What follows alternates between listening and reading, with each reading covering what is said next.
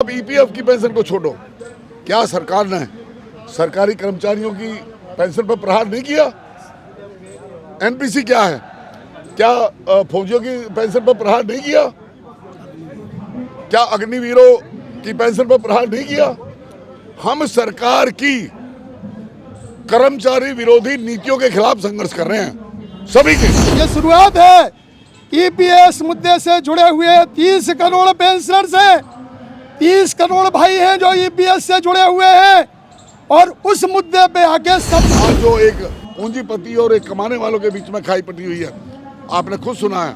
हमारे देश के माननीय प्रधानमंत्री कहते हैं कि वो 80 करोड़ लोगों को मुफ्त अनाज दे रहे हैं। मुफ्त अनाज, ये साथियों, मुफ्त अनाज कब तक दिया जाएगा? किसकी वजह से दिया जा रहा है? इसका मतलब किसान तो पिसता ही रहेगा। जो संघर्ष हम कर रहे हैं, वर्कर की सैलरी कटती है, वर्कर की सुविधाएं कटती है। मैं समझूंगा जो वर्कर स्ट्राइक पर जाता है आज की इस महंगाई में, वो बहुत बड़ा अपना बलिदान और त्याग कर रहा है। अब रही बात ये कि आपने 7.5 का मुद्दा रख दिया। हमारे यहाँ कोई लीडर ना तो किसी आश्रम से आया और ना पैरासूट से आया। हिंद मजदूर सभा का नेतृत्व पूरा, जिन्होंने संघर्ष किया, हमने लाठियां गोलियां खाई हैं, पुलिस के मुकदमे झेले हैं और आज भी झेलते हैं। जो राजनीतिक पार्टियों के साथ जिन संगठनों का संबंध है, मैं कड़वी बात नहीं कहनी चाहता, हमारे साथ केंद्र सरकार को हम वोट की चोट देने का, इसको क्या किसी पार्टी की हो, सफल हो जाएंगे जिस दिन, उस दिन पार्लियामेंट के अंदर आपके प्रतिनिधि होंगे, विधानसभा के अंदर आपके प्रतिनिधि होंगे, योजनाएं और कानून आपके हितों में बनेंगे। अब हम भिखारी नहीं होंगे, आज हम मांग रहे हैं, उस टाइम हम अधिकारी होंगे, हम अपने अधिकार अपने आप ले सकते हैं। जब हमने पहली 2 सालों में 4 हड़तालें करी, 4 हड़तालें करी साथियों, तो उनमें हमारी डिमांड थी 15,000 मिनिमम पेंशन की। अब इन्होंने सलाह तो दी है कि भाई हम सब एक हो जाएं। मैं इनसे भी आगे की बात करता हूं कि जिस दिन इस देश में जितने भी केंद्रीय मजदूर संगठन हैं, अपने झंडे डंडे की लड़ाई छोड़कर और मजदूरों का केवल एक संगठन हो जिसमें लोकतंत्र हो, बैलेट से चुनाव हो और वो नेतृत्व चुना जाए, झंडे डंडे की लड़ाई छोड़ दें। अभी मैं आपको ये कह रहा था कि हिंद मजदूर सभा केवल एक ऐसा संगठन है जो प्योरली मजदूरों के मुद्दों को उठाता है और उन पर लड़ाई लड़ता है। और हम खुद मजदूर रहे हैं। हमारे यहाँ कोई लीडर ना तो किसी आश्रम से आया और ना पैरासूट से आया। हिंद मजदूर सभा का नेतृत्व पूरा, जिन्होंने संघर्ष किया, हमने लाठियां गोलियां खाई हैं, पुलिस के मुकदमे झेले हैं और आज भी झेलते हैं। जो राजनीतिक पार्टियों के साथ जिन संगठनों का संबंध है, मैं कड़वी बात नहीं कहनी चाहता, हमारे साथ उनके मतभेद इसलिए हो जाते हैं कि जिस पार्टी की सरकार होती है उस पार्टी का सरकार उनके तोते का काम करता है, मतलब हमारी बातों को काटने का काम करते हैं। मैं नाम नहीं लूँगा क्योंकि अगर हम एक दूसरे को आलोचना करने लगेंगे तो उससे और ज़्यादा बिखराव आएगा। बहुत प्रयास किया है हिंद मजदूर सभा ने कि विपरीत धारा वाले संगठनों को भी जोड़कर राष्ट्रीय स्तर पर एक संयुक्त मजदूर संघर्ष समिति बना दी और उसके तहत हमने 4 हड़तालें कर ली और एक अब 16 को करने जा रहे हैं। तो जो संघर्ष हम कर रहे हैं, वर्कर की सैलरी कटती है, वर्कर की सुविधाएं कटती है। मैं समझूंगा जो वर्कर स्ट्राइक पर जाता है आज की इस महंगाई में, वो बहुत बड़ा अपना बलिदान और त्याग कर रहा है। अब रही बात ये कि आपने 7.5 का मुद्दा रख दिया, 7,500 का। जब कॉन्स्टिट्यूशन क्लब में हमने मुद्दे दिए थे, 15 आप आए थे सारे लोग, उसमें हमारा 8,000 था। और आप खुद कह रहे हैं अपने मुंह से कि हरभजन जी ने कह दिया कि चिट्ठी दे दी कि हम 7,500 को आपके साथ सहमत हैं। तो फिर झगड़ा क्या रह गया? जब हमने कह दिया कि 7,500 जो आप कह रहे हो सहमत है, तो आप ये क्यों कहते हैं कि भाई जो एसडी त्यागी के मुंह से निकले वो तो सम्मान है?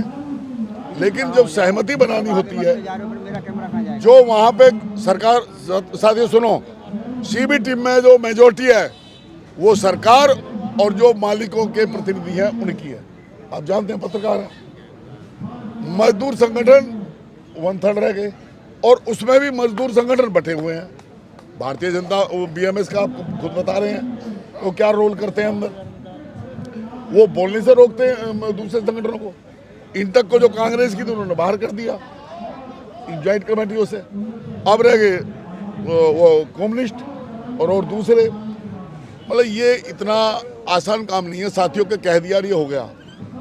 एकता को बनाना, अलग अलग विचारधारा वाले लोगों को जोड़ना ऐसा है जैसे किसी कोई आपको कह दे कि मेंढकों को एक तराजू में तोल दो।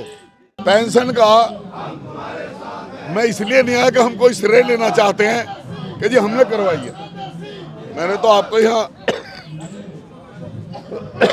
सच्चाई बोली थी कि जब पूरे मजदूर संगठन विरोध कर रहे थे कि पेंशन स्कीम नहीं आनी चाहिए प्राइवेट सेक्टर में, तो अकेली हिंद मजदूर सभा थी जिसने कहा कि नहीं आनी चाहिए। जब लागू होगी तो हम इसमें संशोधन सुधार करने का अधिकार प्राप्त कर लेंगे और लड़ाई लड़ेंगे।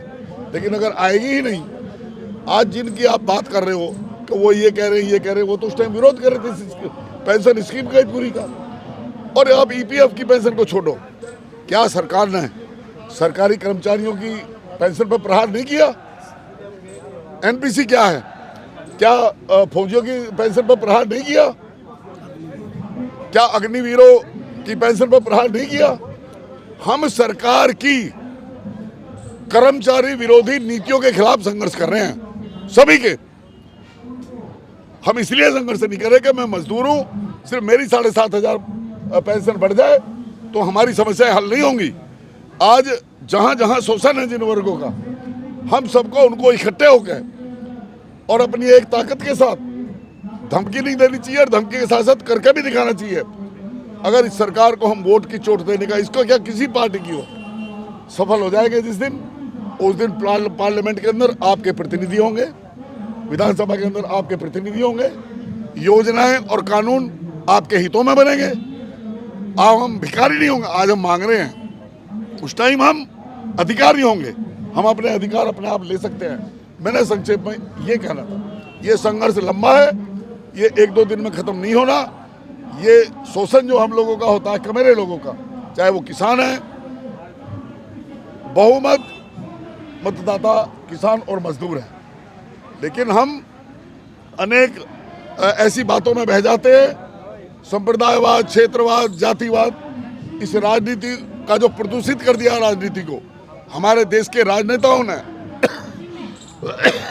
उसको भी हमें सोचना पड़ेगा। हम किसी पार्टी के पीछे लगू नहीं, लेकिन ऐसी बात नहीं है कि हिंद मजदूर सभा की कोई राजनीतिक विचारधारा नहीं है। हमारी विचारधारा ये है कि देश में समाजवाद होना चाहिए, समता का व्यवहार होना चाहिए। और आज जो एक पूंजीपति और एक कमाने वालों के बीच में खाई पटी हुई है, आपने खुद सुना है, हमारे देश के माननीय प्रधानमंत्री कहते हैं कि वो 80 करोड़ लोगों को मुफ्त अनाज दे रहे हैं। मुफ्त अनाज, ये साथियों मुफ्त अनाज कब तक दिया जाएगा, किसकी वजह से दिया जा रहा है? इसका मतलब किसान तो पिसता ही रहेगा, किसान तो मुफ्तखोरों के लिए कमाता रहेगा। ये बहुत ज्वलंत मुद्दे हैं, ये इस मंच का विषय नहीं है। अगर मेरे किन्हीं साथियों को हमें कोई सही मार्गदर्शन करना है तो मैं स्वागत करूंगा। हमारे दोनों हेडक्वार्टर दिल्ली में ही है, एक कनारपेस में बाबर रोड पर और एक साकेत में है। आप वो आपके हैं, हमारे नहीं हैं। आप आइए, वहाँ डिस्कशन करिए, विचारधारा एक पैदा करिए समाज में, और एक विचारधारा को लेकर अगर हम सब साथ बढ़ेंगे तो मुझे लगता है कि हम आने वाली पीढ़ियों के साथ न्याय करेंगे। और अगर हम अपनी ईगो को लेकर, अपने उसको लेकर कि भाई मैं ये कर रहा हूँ, मैं ये कर रहा हूँ, सब अपने को बड़ा मानेंगे, तो मैं समझता हूँ कि हम फिर वही गलती करेंगे जो हम पिछले 75 सालों से करते आ रहे हैं। हम पिसते आ रहे हैं, लुटते आ रहे हैं, 5-5 साल में बना देते हैं, अब कैसा जमा लो, अब कैसा जमा लो, अब कैसा जमा लो। और ये आजमाई सब बंद करनी पड़ेगी। अब जो हमारे लिए परिणाम अच्छे देगा, करेगा, देश को उन्नति मजदूर और किसानों के कारण होती है, उसी से उद्योग चलते हैं, न कि उद्योगपतियों के पैसे से। ये विषय बहुत गहरा है, लंबा है। उद्योगपति पैसा खा के भाग जाते हैं, उनका पैसा वापस ले आए तो 7,500 तो हमारी उससे मिल जाएगी। ठीक है सर, आप बताइए। मित्रों, त्यागी जी के प्रति हम सम्मान व्यक्त करते हैं, कुछ बातों से हम सहमत हैं, लेकिन जिस प्रकार से त्यागी सर का कहना है कि हमसे कहा जाए कि दूध आप जो है बैल से दूध निकालो, तो बैल से दूध निकलने वाला नहीं है। लेकिन हम आपसे प्रार्थना करते हैं कि ईपीएस के मुद्दे पर ये शुरुआत है। ईपीएस मुद्दे से जुड़े हुए 30 करोड़ पेंशनर्स हैं, 30 करोड़ भाई हैं जो ईपीएस से जुड़े हुए हैं, और उस मुद्दे पे आके सब लोग एकत्रित हो जाए और अच्छी शुरुआत करें, ये प्राथमिक शुरुआत करें। विजय हमारी सुनिश्चित है। धन्यवाद सर, थैंक यू सर।